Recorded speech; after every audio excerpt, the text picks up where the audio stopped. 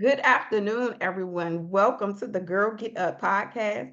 I am your host, the Aquarian Chancellor, and this is the podcast where I share my stories, the good, the bad, the ugly. I bring my guests on, they share their stories, all in hopes that it inspires you, the listening audience, to go out and discover your infinite possibilities.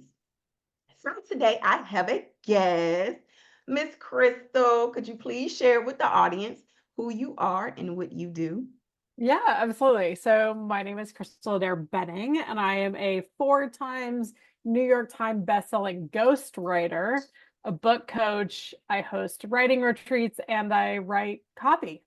So I also make websites and email funnels and all that good stuff. So anything to do with words, basically, that's my jam. And I own a company called Word Magic. That's all the stuff that goes into the marketing and sales that we that is like the bane of a business owner's existence if you are not well versed in that area.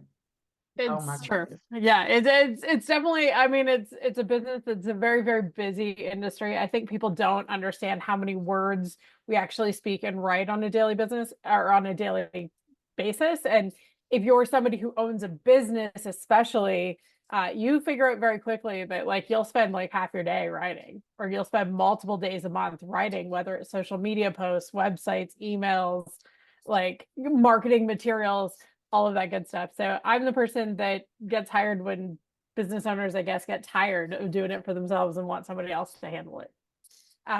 So my job is actually to find the right words to explain what you do, especially if you don't know what you do, right? So on a resume, I always think of like when you're looking at a job title and you're like, oh, that's a really cool job title. What is that?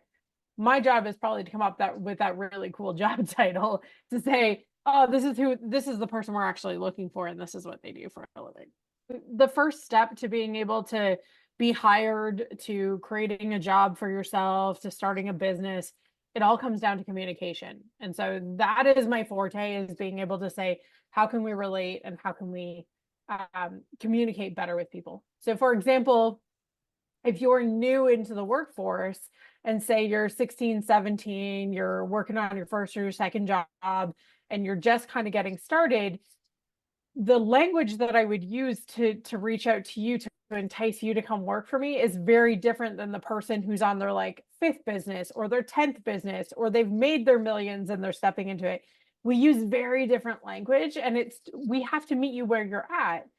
It's really enticing when you're first starting a job for me to talk to you about the amount of money you're going to save and how much you're going to make and what you're going to be able to use it for. But by the time you're on your fifth or sixth business, you are making money and you don't need me to tell you how to spend it. You just want to know how to make more of it, and how to make it easier and better and faster and simpler. But when we're first just getting started, we need the language that says, I'm employable, I'm Mhm. responsible, I'm creative, I am resilient, I am persuasive. Like that's the language of early career. And as you move through your career, the language will shift. I know that's right. Well, thank you for sharing that with us because you kind of cleared up what it is that a copywriter does. Could you share with the audience what got you into that field? Was it a natural progression throughout your life? Were it past jobs that kind of opened up the door for that opportunity? Could you share with the audience? Yeah, so I have an interesting backstory in that growing up, I always wanted to be a teacher. If when you're in like grade 5 or whatever, and they'll ask you like, what do you want to be when you grow up? I, from the time I was little, would say teacher, teacher, teacher. That's all I ever wanted to be. But in high school, I was grateful and honored to join the internship program, and I took an internship.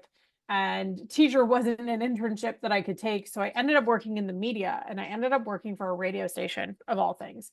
Now, this is going back many, many years, so radio was still super popular back then, guys.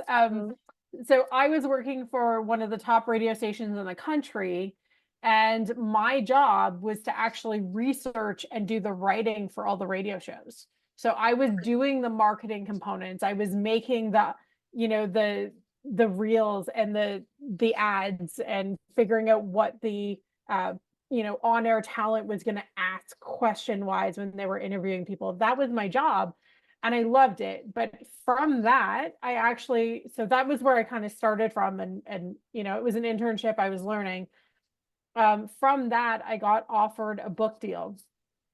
So back then, again, we're going back many, many years now, but back then, if you had a decent following, a book agent and a publisher would come and make a book offer for you. They would say, hey, we want you to write a book, and here's what we're going to give you. One of the people that I worked with at the radio station was offered a book deal. She didn't do any of her own writing. She was, in fact, dyslexic, couldn't read, couldn't write.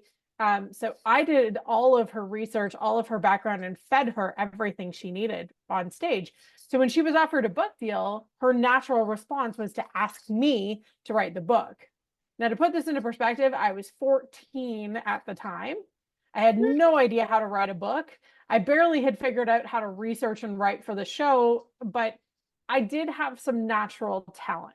And Mhm. I say this because I knew I was good at writing, because in school I would do well. I would submit poetry and I would get an award for it, or I'd submit a short story and I'd win an award for it. So I knew I had some talent for it. But I think the blessing in disguise here was I didn't know what I didn't know. I didn't Mhm. know that I couldn't write a book at 14. Like, my brain was just like, yeah, of course I can write a book. I mean, I can do this like radio show stuff, so why can't I write a book? And so with that foolish optimism, which works hugely in your favor when you're starting out in your career, I Mhm. just went ahead and wrote a book. Now, when the book came out, I was 15, just about to be 16, and the book went to the New York Times bestseller list within a week. So it became it made the bestseller list right away. And long story short, not knowing, I didn't have more than a verbal contract with my employer. So Mhm. I never got anything in writing. I did not know. So the start of how I knew where to put things in writing was this story, because I didn't have it written down, which meant that she decided not to pay me the money that she had verbally agreed, and instead offered to pay me in, wait for it, dog food. Dog food. Dog food. So we worked for a radio station. One of the shows, one of the sponsors on the radio station that was running ads with us was a dog food company. We had literally like so much kibble in our office. It was just ridiculous. She knew I had a dog at home. She didn't want to pay me herself, so she decided that she should pay me in dog food, and that was Mm-mm. going to be considered compensation. Long story short, but that's how I got started. That was my very first book. Eventually, her publishers and her agents, because they knew she didn't know what she was talking about because she hadn't written it, they'd spoken with me. They very graciously took me under their wing and taught me everything I learned about books. Now, in terms of copy, so when I was writing books, I grew up in a house, and maybe some of your audience can relate to this, where they have a big dream, they have something they want to do, and family members and friends were like, that's never going to make you money. Nobody ever got rich being a dot, dot, dot. Right. So I grew up in a household where I was told that writers were going to be broke, drunk, or in a bar. And that was the life I was going to live if I was going to be a writer. And so I continued to write, but writing was my side hustle for many, many years. It was the thing that I did in the background. I never talked about it. I just did it. I was writing New York Times bestsellers, but nobody ever knew. I would just do it, make the money, put it in my bank account, never talk about it. Publicly, though, I actually had become an event planner. And so Okay. and so publicly, everybody just thought I was this really amazing event planner. I ran luxury weddings all over the globe. I was hired by celebrities and famous sports people to like plan their weddings all over the globe. And that's how publicly I was known. Nobody knew that I could write. And during COVID, when the world shut down, I closed my event business and finally told everyone, actually, I'm just a writer and I've been doing this since I was 14 and I'm really freaking good at it. The path for me was just saying yes to things that were interesting to me and Mhm. being willing to fail, but also willing to try really hard to make it work. Thank you for sharing that, because there's so many different lessons in that. Number one, with contracts, Yeah, don't do anything without a contract, boys and girls. Like, whatever you do in life, Never do anything without a contract. That was my hard lesson learned. But it's also to just, I believe that the universe and the world and God and whatever you want to call it gives us nudges and Mhm. pushes us in certain directions. And if we follow the nudge, if we follow the intuition, if we follow the guidance or the wisdom or the push, sometimes you end up in places you never expected that are the best thing that ever happened to you. Yep. That's why one of the things that I always say is, are you aware of your infinite possibilities? Because sometimes, you just got to step out there and take a risk on yourself. Well, and I And think the world works very full circle, right? Like as a kid, all I ever wanted to be was a teacher, and now here I am on a podcast teaching you guys. What do I do in my programs and my courses or the people I work with? I teach them. Maybe I'm not teaching geometry, but I'm teaching you how to write and how to communicate. So technically, I did what I originally set out to do. The world just took me in a very like spinny circle version of how to get there, but I yeah. eventually did get there. How important was mentorship to within your journey of ghostwriting and copywriting as a career? I mean, without the mentor who offered me the book deal in the first place, I never would have got started. So, as much as like there was kind of that ick in the middle where she wanted to pay me in dog food for sure, the nudge and the way it happened and the way it all played out, like I still think it's one of the best things that ever happened to me, even if like outwardly you're like, oh my God, you got screwed out of a contract, and da da da. It still was one of the best things that ever happened to me because it needed to happen in order for me to hit the right trajectory. Mentors aren't always going to be this incredible, wonderful experience that we all want them to be. Sometimes the mentor you need is the one that's going to challenge you and put you into some kind of a bad situation that's going to get you to fight back, to want better, to create better, to do better. Mm. And I look at my early mentorship that way. She gave me an opportunity. Then something, challenging happened and I learned from it. And so the next time I got a mentor, I was cautious. I was watching and paying attention, but also understanding that people are people. Like I didn't know at the time, but this person was going through a divorce or there was a Wow. challenge at work or whatever. Like, and some of it got taken out on me, right? Like ultimately, if I like looking back years later, I can go, oh my gosh, she was going through a divorce. The radio station was doing a bunch of stuff. She was thinking about leaving. Like, yes, she agreed to give me this money, but I'm also guessing that as an adult, she may have looked at her own finances and been like, I just can't afford to give her that right now because I need it because of my situation. And she chose that option. Do I think it was right? Do I think it was smart? Not necessarily, but it's what happened and I'm better for it. And so mentorship is important. It's also important to recognize that people are people. I have a tendency to believe that we shouldn't put anybody on a pedestal. We Yeah. can look towards them, but every single human in your world, in the world in general, has something about them that they're working on, that they're working through, that isn't their shining moment. When we look at social media, when we look at the television screen, we see people's best moments, not their worst ones, Mm-hmm. right? Like I'm an incredible writer. What you don't see is the days when I sit at my desk going, oh my gosh, I have no idea what I'm going to say for this client. I'm so stuck. Oh, I'm so screwed. I'm a terrible writer. I can't do this. You don't see those days because I don't talk about, like, I'm not actively talking about those days or the days when my ADHD is so rampant that it's hard to focus. And sometimes I need my husband to like be like, hi, dear, you have 7,000 things in your brain. Can we just stop for a second, talk about it so you can move through it? We don't talk about that. And neither Mm-hmm. do your sports heroes, neither do your celebrities, neither do your career heroes. We are all humans doing the Mm-hmm. best that we can. So mentors are awesome. They can also be challenging. Learn from it, keep going. Yeah, that's it. Absolutely. So, a ghostwriter, what exactly is a ghostwriter, and what are some of the benefits that come along with being a ghostwriter?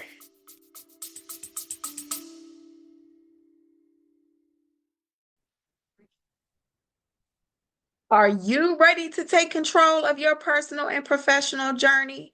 If you are chasing creative goals, building your dream brand, or landing that perfect job, I've got the tools to help you succeed.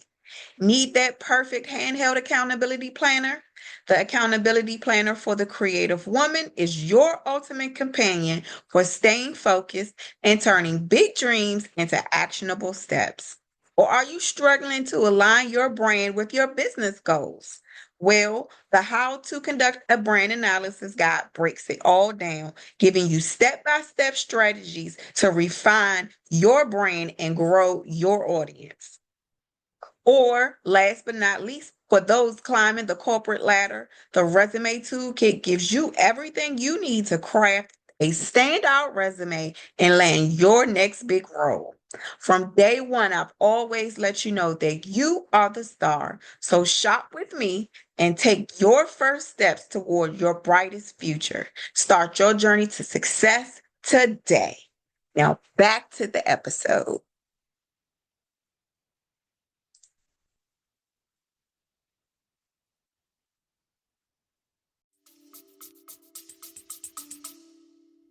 I mean, the biggest one for me is nobody knows who I am.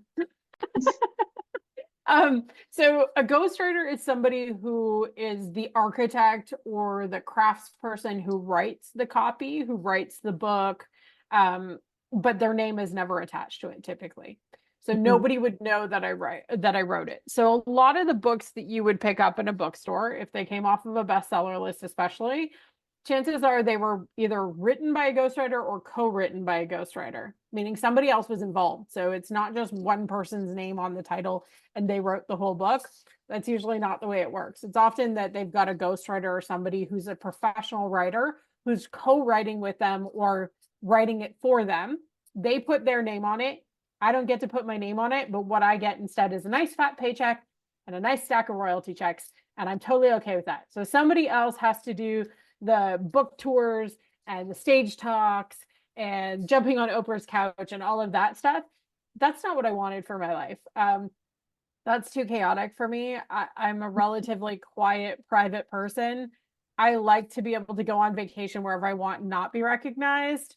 I like that I can be at home with my dog and my husband and, like take time out of my day to eat my lunch on my back patio or sit in my hot tub at night. Like I like the freedom to make the choices that I want to make for me and not feel judged under the social spotlight of celebrity. And so that's why I'm a ghostwriter. Um, yeah, so that's the big reason. Some other big reasons that people choose or would be a ghostwriter. I mean, some people are just like they don't want the negative feedback on their writing, or right, like they're afraid of negative feedback. As a ghostwriter, if you think that I don't read the reviews that people write of the books, whether my name's on it or not, it still hurts. Let's be real. When somebody doesn't like something you wrote, it still hurts. Yeah. So that's not really a way to do it. But for me, it's the idea of I have always been an incredible communicator and an incredible supporter. And it's a Mm, great opportunity for me to do those things, but not have to deal with the things that I don't want to deal with. yeah. I'm sitting here thinking and I'm like, okay, so how does this work? Do you meet and you don't have to actually give away Yeah. your exact process. You Yeah. meet Yeah. and they tell you, okay, I wanted to say this, or is it a your brainchild and you're No, giving it's never my brainchild. Never, okay. never, never my brainchild. So, for example, a client can come with a book idea and say, I specialize in business books, marketing style books, mindset books. Personal development is basically my niche, personal development in business. So when a client comes to me, typically they've been doing the thing that they do the best for at least 3 years. Like they Okay. have to have done it for at least 3 years. They won't have enough content if they haven't done it for at least 3 years because we have to proof of concept, right? So I Yeah. can't be like, oh, actually, there's this great program and it goes like this, and then find out that you have no clients because it's not going to sell anything. I need proof that it works. So first we check that they've got proof. Once they have that proof, what happens is this. They tell me the book idea.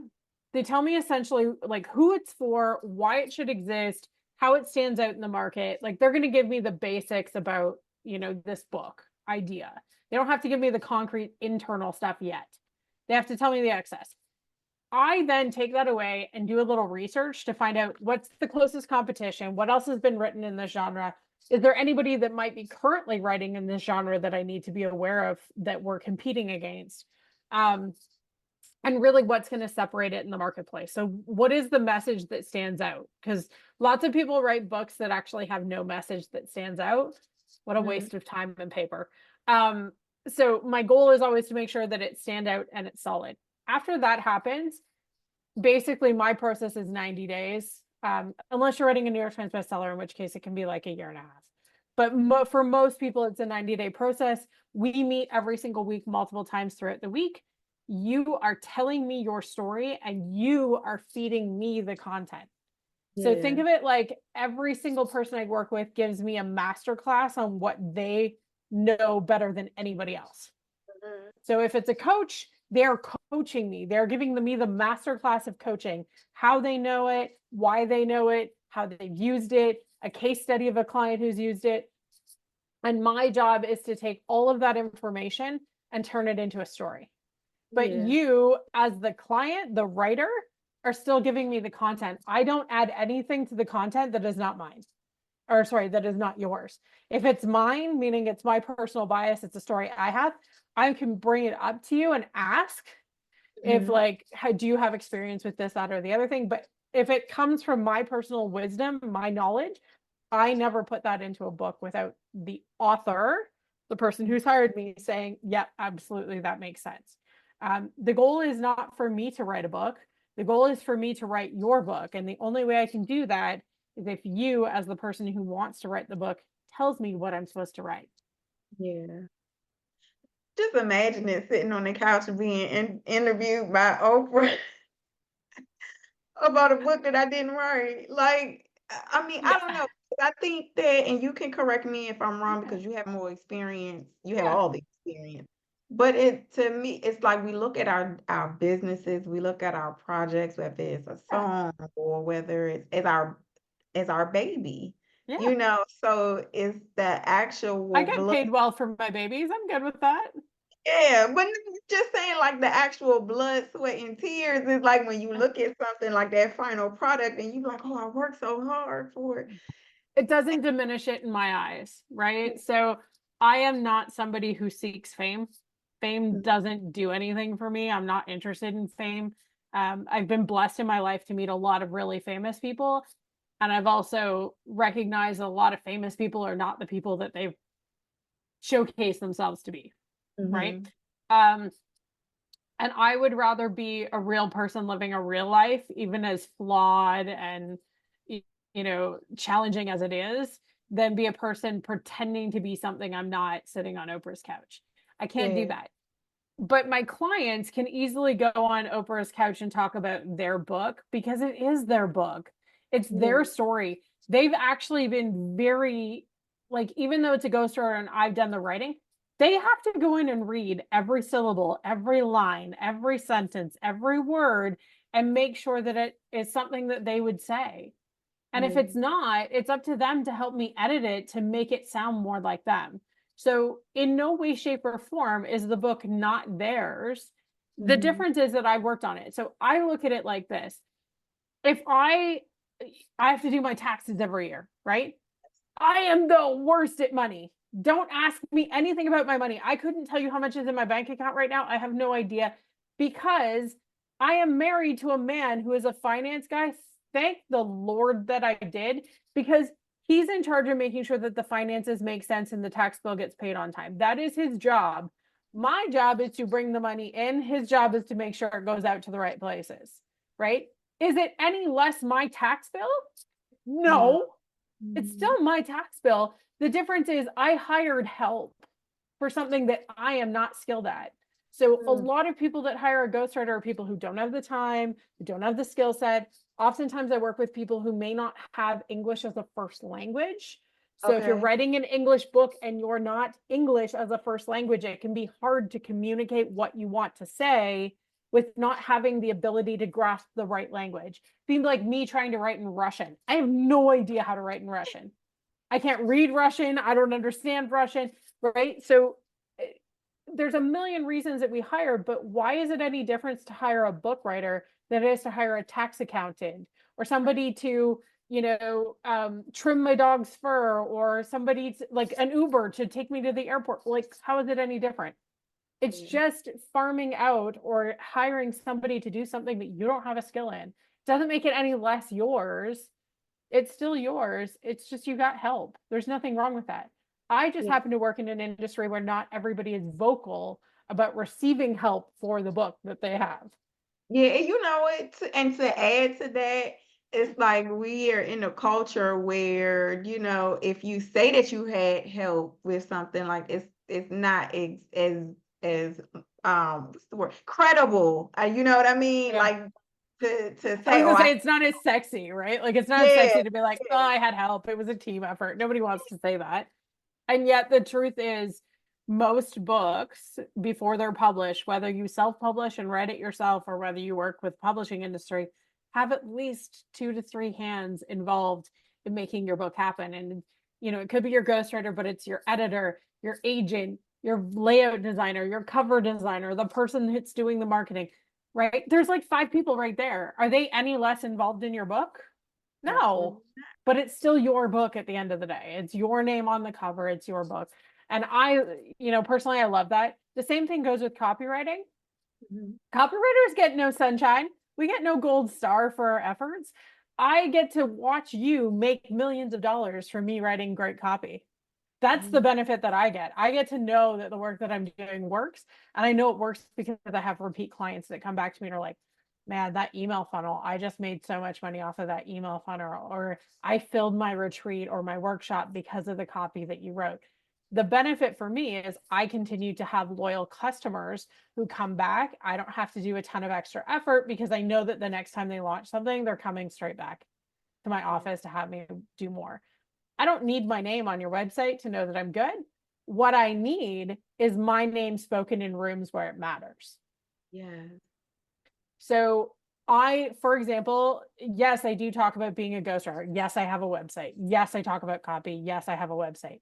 However, most of the people who come to me are not people who follow my social or people who have ever seen a book I've written because they wouldn't necessarily know.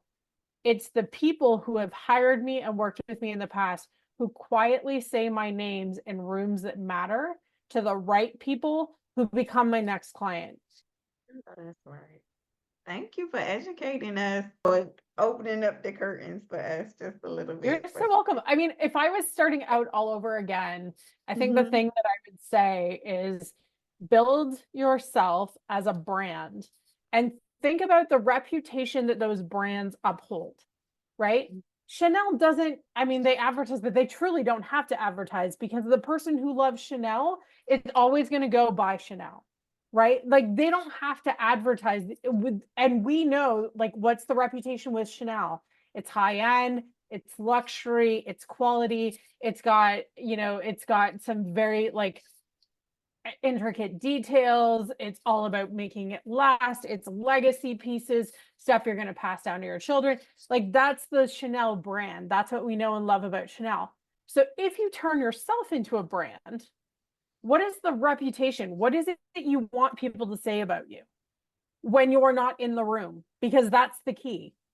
Like, build yourself that reputation. I don't care if your first job is McDonald's or your first job is working at a Foot Locker. It does not matter. Or if your first job is working at a radio station. Literally does not matter what your first job is. But think about, who do I want to be? What is my brand? And what do I want people to say about me when I'm not in the room? Do I want them to say I'm a hard worker, I'm resilient, I'm tenacious, I go after it, I do whatever it takes, I'm always so helpful or so joyful or so creative?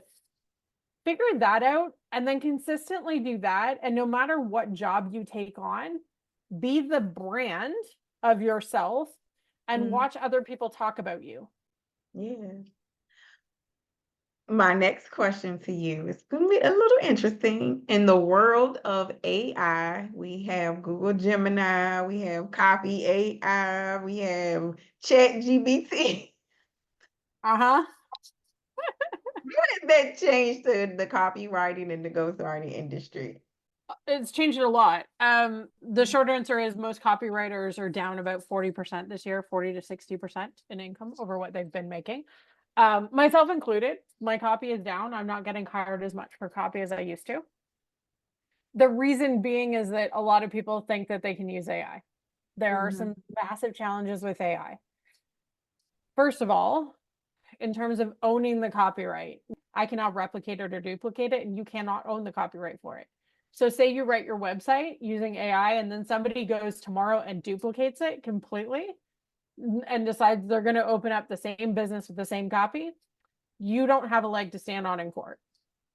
You wrote it with AI, it was not human generated, it was computer generated, therefore it does not belong to you, it belongs to the internet. So that's the first thing that kind of comes up for us.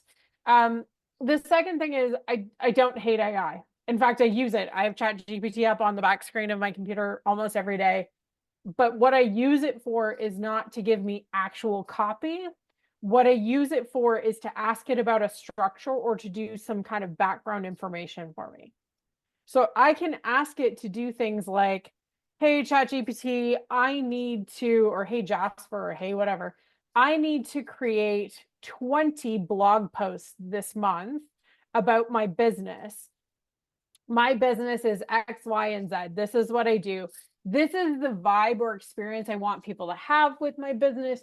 This is what I'm looking for. Can you help me with blog topics? Not asking it to write me anything. I'm asking it for topics. It will spit out the topics for me. It's going to tell me, hey, these are 20 topics that hit on all of these points that are going to showcase you as an expert and whatever. I don't need ChatGPT to do the writing inside of the blog. What I needed was the idea of what the heck do I write in the first place? So it's really great for that. Same thing if I'm writing a book, I can use ChatGPT I can feed it the information to say, hey, I'm writing a book about this. I've written down kind of like, these are the key points I want to hit. Is there anything that I'm missing that you would also add or include? Is there any research or information that's missing from this that I should consider? It is great at looking at something and then being like, actually, yes, you didn't talk about X, Y, and Z, and have you considered this, this, and this? Which is a great tool, right? You can ask it for information. What I don't trust is I don't trust it as a research tool. It is not really a research tool. It's outdated for the most part for research. It doesn't have the most current stuff. So if you're doing something that requires research, you're not using AI anyway. But use it as a tool to help you. Hey, ChatGPT, I need to write social media posts this month, and I'm so stuck. I need to figure out what I'm going to say. Can you give me like 20 things that I can talk about this month in my social media? And it'll rhyme it off. I mean, there are times I'm a copywriter and a ghostwriter. There are times when I'm like, I don't know what people want to talk. I don't know what you guys want me to talk about in social media.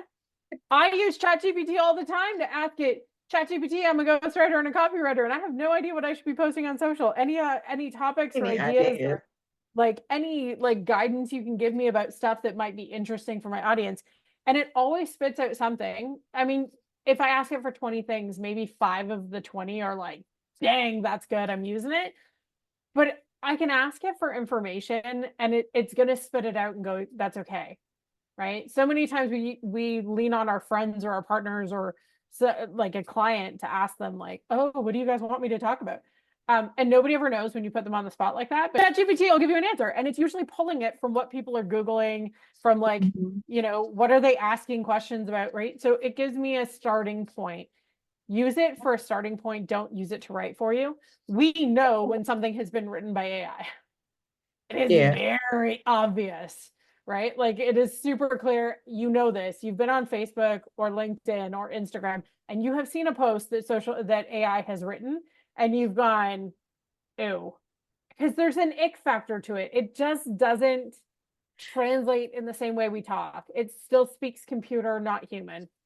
I was about to say the personality, there's no personality to it. It's data with no personality. Yeah, I mean, it's great if you want to knock out some data, but I don't speak to my friends like that. I wouldn't come up to you and be like, Aquarian, here's the deal. So like 80% of people never like start their book, only 5% of it finish. Like I'm not gonna rhyme out data to you unless we already know and that's part of the conversation. I don't typically speak to my friends in data, but ChatGPT does. It thinks it's normal. It thinks that's what humans do. Right. I I don't spit data while sitting across from somebody having a beer. Like it's not a thing. So yeah, If someone was interested in becoming a ghostwriter or a copywriter, where would you encourage them to start? I would encourage you to write every single day. Like the starting point isn't more education right away. The starting point is getting into the practice of Mm-hmm. doing the thing every day, especially on the days you don't want to do it. Right. So, you know, no matter what, whether I am traveling the world, whether I am sitting at home, whether it's the weekend, whether I am sick with the flu or, I just don't freaking want to do it today, I sit down with a pen and a paper and I write for a minimum of like half an hour every single day. Okay. It doesn't matter what I write. Like, no, here's the fun part. It literally doesn't matter what you write. There are days when sometimes all I write is like, my brain is very ADHD operational. Some days I just need to write all the stuff happening in my brain so that I can get it out and move on with it. Sometimes I start journaling, like doing intuitive journaling, where I just like Mm-hmm. talk about like, okay, so today this is going on, da, da, da. And it's funny because I get clarity that way. Sometimes, like this week, this was my journal. I wrote a speech that I have to do for an event. Okay. I rarely write out my speeches, but for some reason this time around I felt like writing it. So I sat down and actually my 30 minutes was spent writing the speech. The point is you sit down and you do the practice, and the practice of it will help you get better whether you think you are or you're not. Nobody ever got good at doing something without practice, right? Like I'm a professional writer, and I promise you, if you saw the first few things I wrote in my life, sometimes even the thing I wrote last week, you'd be like, seriously? This girl gets paid how much money to do what? It's a practice, and practice makes perfect. Also, sometimes we just write junk, right? Like Mm-hmm. sometimes the brain doesn't work. Sometimes the topic isn't for you. Like there's lots of reasons it doesn't pan out, but the practice of it is the first step. After that, I would look into taking a writing class or a course, something specialized in what you're doing. If you're going in Okay. copywriting, the best thing you can do is take marketing classes, Okay. figure out strategy, learn marketing, um, pay attention to ads you like and figure out why you like them, right? Written ads or visual? Whatever works for you, but like Okay. look at everything constructively and say, why do I like this or why do I not like this? Mm-hmm. Right. So oftentimes I'm a sucker for this. I am the easiest. I work in marketing and I'm the easiest to get suckered into buying something stupid on the online because I love ads so much that if your ad is good, I'm like, I want to buy it because I want to know what else they're going to do. I want Mm-hmm. to see when I buy it what their sales process looks like. So I buy this sweater, and then what happens? I get an email congratulating me on buying this sweater. But then how many days did it take them to send the email that's like, can you write us a review about this sweater? Or by the way, we have this next promo. I'm paying attention to all of that component because all of that's communicating something to me. And you recognize when it's like, oh, this company sends me an email a bloody day, and I don't like that. Right. Mm-hmm. So now you've got a frame of reference that says, this doesn't work for me. Lululemon in Canada is the freaking worst. You buy one product from these people, and every single day they send Yeah. me a new email. And every single day it's basically the same email. And sometimes they're not even sending me because I once bought my husband shorts. Sometimes they send me stuff for dudes. Not interested. Thank you for sending me an email a day. I unsubscribe from their emails every single time I purchase something because it drives me crazy that they send me so many emails. But that said, there's other companies that send me an email a day where I'm not annoyed. Mm-hmm. Why? Because it has more relevance to me, it has more reference. So I'm constantly paying attention to that. But if I could go back and do it all again, a graphic design course, a marketing program, um, some specific copywriting programs, that would be where I would start.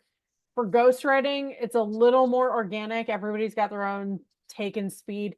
I don't actually know where you would start if you wanted to ghostwrite, if I'm completely honest. I have no idea, because it was something that I kind of fell into and then was nurtured through where I landed, if that makes sense. So I'm not sure how people would typically become a ghostwriter. Dumb luck in my case was how I became one, but your path might look like applying to small niche publishing companies and offering to like ghostwrite, or finding somebody that's in your network who says, I've always wanted to write a book, but I don't know how, and offering to ghostwrite for them at either a low cost or a no cost, just so you get the chance to experience it for yourself and see if you like it. Mm. The other thing you can do is write your own books. If Yeah. nobody's hiring you to write books and you want to prove that you can do it, write books. Like Just jump out write there, do books. your Jump yeah. on in, do your own. You can ghostwrite it. You can come up with a fake name and have your book. You don't have to publish it under your name, but it'll allow you to have content that you can then show somebody when they say, hey, oh, you're a ghostwriter. Can I see something you've written? You now have content that you can say, yeah, let me show you what I've written. Yeah. So let's get into the fun part. Could you share with the audience more about your business, Right Word Magic? What services do you offer? Yeah, so I mean, I offer a bunch of different things. So in the land of books, ghostwriting is kind of the top of the top in terms of the offers. Um, so ghostwriting is there. There's book coaching for people who want to write their own books and just need guidance. So if you're thinking of becoming a ghostwriter or becoming a published author, you could always try doing book coaching with somebody like me and learning as because I teach as I go, right? I'm teaching you what makes a better story, what Mhm. you missed in the storytelling, things like that. So that's another way you can learn. I teach these things called createcations. Createcations is like a writer's retreat. I teach them all over the globe. I also do virtual Cool. ones. Um, and I do VIP weeks. So a VIP week is for the person who's like, I want to write my book myself. I want to have your help as a co-writer. I'm gonna either fly, so they either fly us both somewhere, they fly me to them, or they fly to me, and we write their book in a solid week. So Mhm. we do that.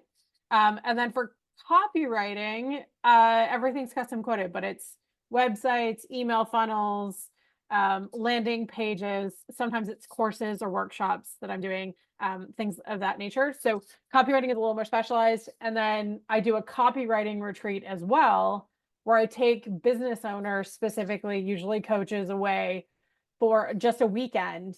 And we produce 6 months of copy in a weekend for them. Wow. Yeah, That's so amazing. they get training. They write their own copy. I'm not doing it for them. They write their own copy, but they come away for a weekend. I'm going to teach them everything I know, show them how to write it faster, easier, better, and then they walk away with 6 months of copy ready to go for the rest of the year. And where can we find out more information about Right Word Magic? Yeah, so I mean the simple answer is writewordmagic.com. So WRITE word WORD magic MAGIC.com. That is the new website. So that's going up in 3 days from the time we're recording this. So it'll be up by the time this Okay. is out. Um, right now it's wordmagiccopywriting.com. But that's the easiest way to find me. And then it's Write Word Magic on Instagram, Facebook, all the places, all the places. It's just Right Word Magic. You'll find me that way. Okay. Well, we're going to include all of that information on the show in the show notes.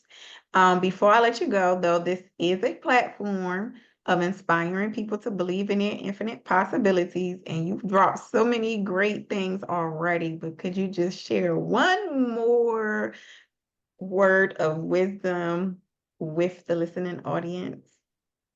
Yeah, I think that you can define and create what success means for you. And what I mean by that is so many of us get caught up in the like, oh, I need to make $10 million and I want to have a Lamborghini and I want to have a big mansion by the sea. And like, that's what they think success is. And the longer I've been doing things my way and the longer I've lived, the more I've recognized that success is doing things your own way and creating a life that you don't need a vacation from. And so for me, I don't earn $1 million a year. I earn less than that. It's really good money. I'm not gonna lie, I don't need to give you a number. It's really good money. I don't earn $1 million a year, but I am at a place where I can pick and choose the clients I work with. I'm not working 24/7. I can vacation whenever I want to, and I get to be home with my dog and my husband and not in some stuffy office. And that for me gives me freedom, which is the key for me for everything. It was the only thing I ever wanted was to work for myself, make my own choices, but have time freedom, a little bit of financial freedom, and the ability to do exactly what I pleased when I pleased. And that's the life that I now get to live. And you can create it for yourself. I didn't get there overnight. This took years. So I don't want to be like, guys, you can do this tomorrow. It's not that way. But like, be realistic about what does success look like for you. You know, my version of success and my husband's different. My husband's version of success is millions of dollars every month, not mine. Right? Like, I don't care. I don't need that kind of money to be successful. What I need is the time freedom and the freedom of choice. And that makes me really happy. So if that's what makes you happy, figure out how much you got to make, figure out how you're going to do it, but how are you going to get freedom? And what does freedom mean to you? Thank you so much, Crystal. With that, everyone, we will see you next episode. You hang on, I'm going to send you off the right way. Everyone else, take care.